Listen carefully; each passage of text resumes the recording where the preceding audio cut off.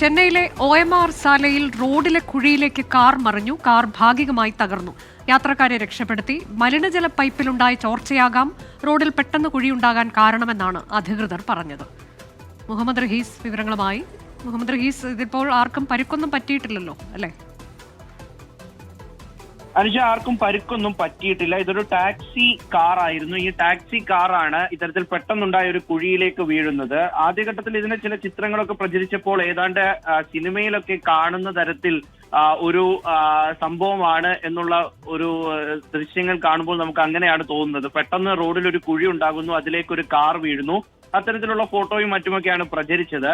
അപ്പോൾ പിന്നീടാണ് ഈ സംഭവത്തിന്റെ ഒരു ഗൗരവമായിട്ടുള്ള വശം മനസ്സിലാക്കുന്നത്. അതായത് നിലവിലൊരു മലിനജല പൈപ്പിലുണ്ടായ ചോർച്ചയാണ് ഇത്തരത്തിലൊരു കുഴി രൂപപ്പെടാൻ കാരണമായത് എന്ന് അധികൃതർ തന്നെ വ്യക്തമാക്കുന്നുണ്ട്. സ്ഥലത്ത് ഇപ്പോഴും പോലീസും ഒപ്പം തന്നെ മറ്റ് CMRLന്റെ അധികൃതരും ഒക്കെ ഈ സ്ഥലത്തുണ്ട് എന്നാണ് മനസ്സിലാക്കുന്നത്. മലിനജല പൈപ്പിലുണ്ടായ ചോർച്ചയാണ് എന്നാണ് നിലവിൽ നൽകുന്ന വിശദീകരണം. അങ്ങനെ ഈ കാർ ഈ ഭാഗത്തേക്ക് എത്തുന്നത് വരെ ഈ കുഴി ഉണ്ടായിരുന്നില്ല. ഈ കാറ് മുന്നിലേക്ക് എത്തുകയും ഈ ഒരു സ്ഥലത്തേക്ക് എത്തുമ്പോൾ പെട്ടെന്നൊരു കുഴി ഉണ്ടായി. ആ കാറ് കുഴിയുടെ ഉള്ളിലേക്ക് വീണു പോകുന്നു.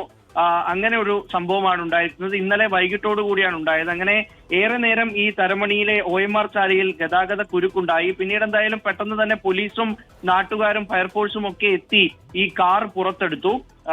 ഈ ചെന്നൈ സെൻട്രൽ റെയിൽവേ സ്റ്റേഷനിലേക്ക് പോയിരുന്ന ഒരു കുടുംബമാണ്. ഒരു കുട്ടിയും 2 സ്ത്രീകളും അടക്കമുള്ള സംഘം ഈ കാറിൽ ഉണ്ടായിരുന്നു.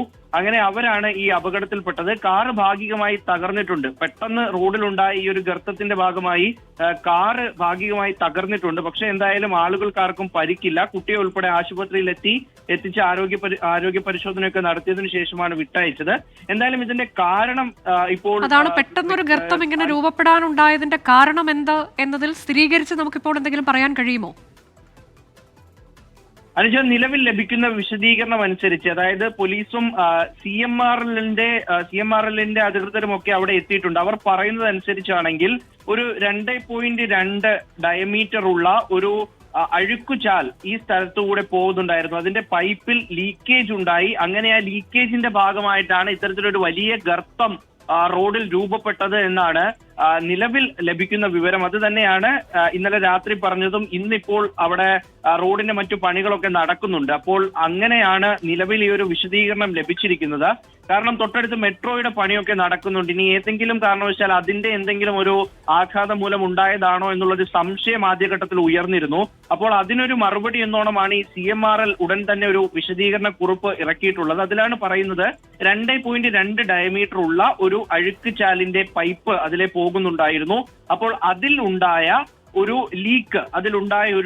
ലീക്കേജ് കൊണ്ടാണ് ഇത്തരത്തിലൊരു അപകടം ഉണ്ടായതാണെന്ന് പറയുന്നത്. എന്തായാലും ആ ദൃശ്യങ്ങൾ കാണുമ്പോൾ നമുക്ക് മനസ്സിലാകും അല്പം ഭീകരമായിട്ടുള്ള ഒരു സംഭവം തന്നെയായിരുന്നു. പേടിപ്പെടുത്തുന്ന ദൃശ്യം തന്നെയാണ്, സംശയമില്ല.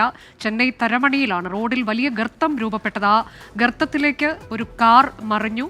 കാർ ഭാഗികമായി തകർന്നു. പക്ഷേ അതിലുണ്ടായിരുന്ന യാത്രക്കാരെ മുഴുവൻ രക്ഷപ്പെടുത്തിയിട്ടുണ്ട് എന്നുള്ളത് ആശ്വാസകരമാണ്. ഒരു മലിനജല പൈപ്പ് അതിന് സമീപത്ത് കൂടി പോകുന്നുണ്ട്.